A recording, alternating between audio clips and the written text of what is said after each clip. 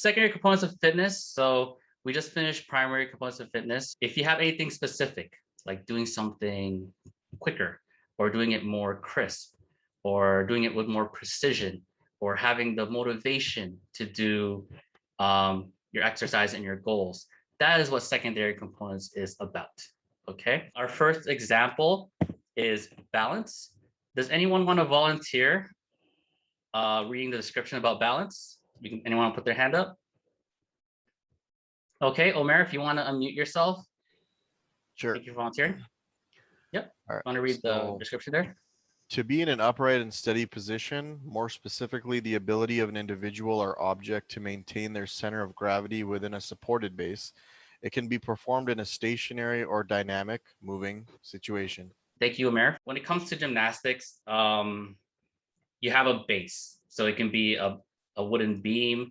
It could be a pole that you can stand on or hold on. That's your center of gravity. Or even just an uneven surface like rocks or sand, right? When you are stepping there, you might have the tendency to wobble or you lose your footing. Okay, when you think of balance, you focus on that plane or gravity, and you're able to stay still. I actually have a question for you guys. What sport represents your idea of balance? There's actually a balance beam. So does anyone see the picture there? Cool. All right, so that's a balance beam. Actually, a lot of people who would run across that, they would do moves across that, and you would need to have a significant amount of balance to make sure you don't fall. Okay, you have to keep yourself stable on that plane so that you don't fall. Okay, so very quickly, I'm gonna give you guys about 10-15 seconds to write down any example that you have about, or you can even say on the chat as well about balance. So I'll give you guys about 10 seconds. If you have any questions too about how to understand the question, you can ask that right now. Okay, so I'll give you guys some time to write down your answers. For those who have your videos, can you very quickly just put it onto the screen there so I can see your answers? Okay, so you have hockey, figure skating. All right, so for those, Mike, what is your answer? Okay, right, Mike's writing it down. Omer, what is your answer? I wrote it in the chat, but it's surfing. Surfing, okay.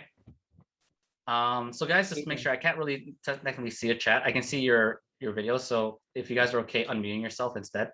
Okay, Omer, what was your answer again? Surfing. Yeah. So surfing. Why would you think you need balance for surfing? Well, I believe it's one of the core things you need while out on the water, because you are balancing yourself essentially on a board on the water, right? So it's the most one of the most crucial things there. Okay, so yep, good example for balance. We're gonna move on. Okay, so we have coordination. Anyone want to read coordination? Any volunteers? Okay, don't be shy. Okay, Mike, thank you for volunteering. If you'd like to read coordination. Coordination, to execute smooth, accurate, controlled motor responses by selecting the right muscles at the right time with proper intensity to achieve proper action. Okay, so I like to think about a burpee. So with burpees, there's a lot of different movements involved. Doing a burpee, you have to jump, you have to go down on the floor, you have to go in a push-up position. Sometimes you have to do a push-up, you go back into a leapfrog position, and you go for a jump. So let's say, for example, not being able to do a push-up, right? When you do the entire flow of the burpee, you can't do a push-up, you'll actually slow down, or you might not, or the exercise will stop. Okay, so when you're trying to improve your coordination, particularly in a burpee, maybe you want to practice push-ups. You want to do more push-ups, get stronger push-ups, so that when you actually do a full burpee, you can do it properly, you can do it smoothly, you can do it with precision and with confidence. Okay, so very quickly, we're gonna have a question. Okay, so choose an exercise or movement that involves coordination. Okay, so I talked about the burpee. So you can see there's 7 components, and to practice all of them correctly, you'll be able to do that movement smoothly and do many reps of it. Okay, so I'll give you guys some time, 10, 15 seconds. I might ask some people who I haven't asked last time. So 10, 15 seconds, just find and have an answer there. If you have any questions and you don't understand coordination, you can ask now. I'll put it out there. Can everyone give me your answers?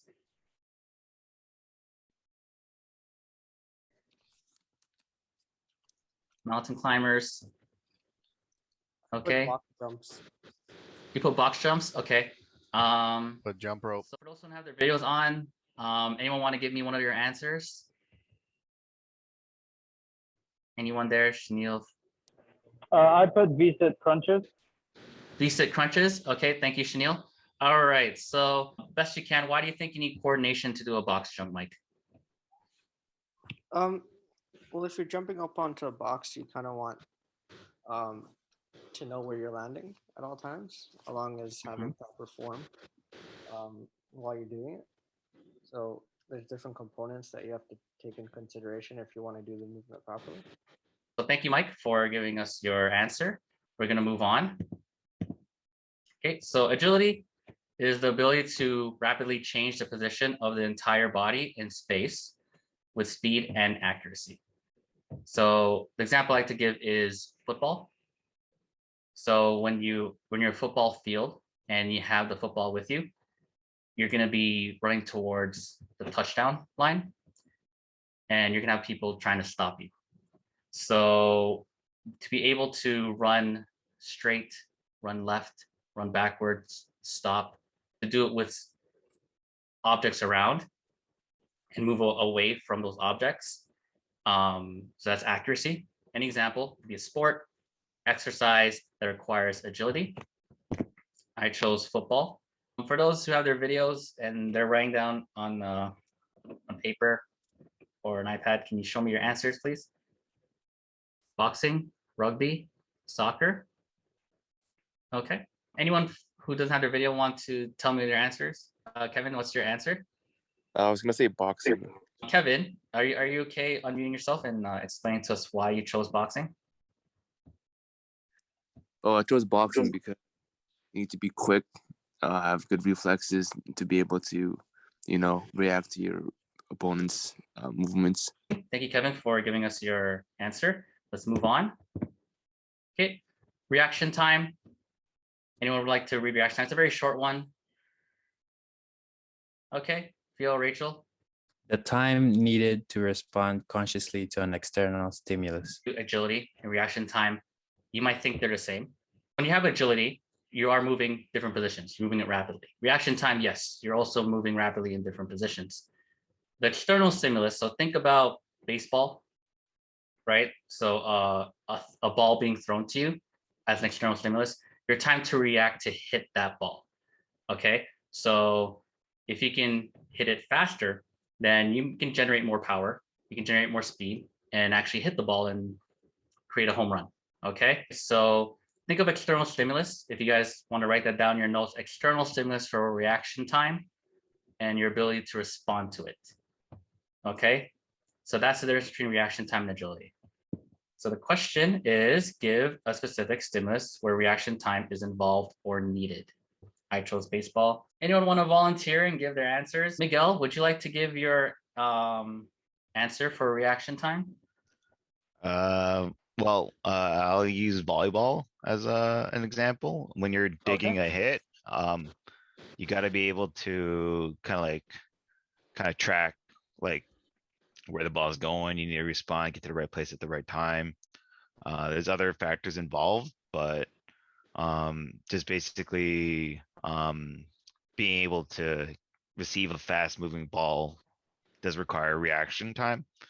Like as in like responding to the direction where the trajectory of the ball and being on the right place at the right time to make sure you can receive it. Okay, move on. Okay, so speed. Jennifer, can you unmute yourself and read speed for me? To move all or specific parts of the body as quickly as possible. Okay, so the example I like to give you is sprint running. So think about just going from A to B and legs, arms, core, everything. You want to just run to that finish line as fast as possible. Okay, so questions. What example requires you to move rapidly? Okay, we'll give some people some time to show their answers on the screen. Okay. All right. Okay, so I put sprinting there. Okay, so let's move on. That was a very quick one there. Let's move on to 6. I promise, guys, we're almost done. We have about 2 more slides. So next one is power. Power is the product of strength and speed. So you have to be able to lift the object and then the precision and speed to be able to take that object and complete the exercise. For those who have a deadlift, same weight, let's say 300 pounds, you both can lift it. You're both very, very strong. But the person who can lift it faster, that's going to be more power, or that's a more representation of who has more power. All right, so provide an example of where power is involved and explain why. So I chose a deadlift. I'm going to tag on Omer again. Omer, do you have an example of power? I was gonna say wrestling. Okay. Would you kind of like to explain why you chose wrestling for power? I mean, the reason why I chose it is because I mean it is a very physical sport, and you are exerting a good amount of strength, right? And you want to overtake your opponent, so that's kind of why I thought about the power involved, and also the strength and the speed. So that's my reasoning behind it. So I will read this last one for you guys. Okay, the ability to concentrate during exercise to improve training effects, including state of well-being and cultivating awareness of how we think, behave, and feel. Okay, so the question is there. Take some time to think about it. The example I want to give you is Kobe Bryant. Let's say you have the skills. You've worked out for so long. You build them. You build your muscles the way you want it to. You have the stamina. Flexibility is great. The way your body looks and how it works is great. All the other components there. So balance. Let's say for basketball, you can do your moves with precision, coordination, dribble the basketball any way you want to, right, and still catch it, right? Think about all those components. Even though you're able to do it well, if you don't have the confidence to do it, it could collapse. All right. Or if you're very tired, or you're just out of it, or something else in your mind. I know we're about to take a break soon. So anyone who wants to answer this question, Shanil, if you'd like to answer this question. I'd say like a penalty shootout of a big tournament if you're a soccer player. Explain to me your thinking. Right. So if you take the example of the recent Euros, Italy and England were in the final, and they had to take a penalty shootout, right? So let's say you're the last person. If you make it, your team wins, and if you miss it, your team loses. That's a lot of mental capability and a lot of pressure on your head. Thank you, Shanil. That's a really good example. Soccer penalty, definitely a lot of pressure there. That basically sums up the secondary components of fitness.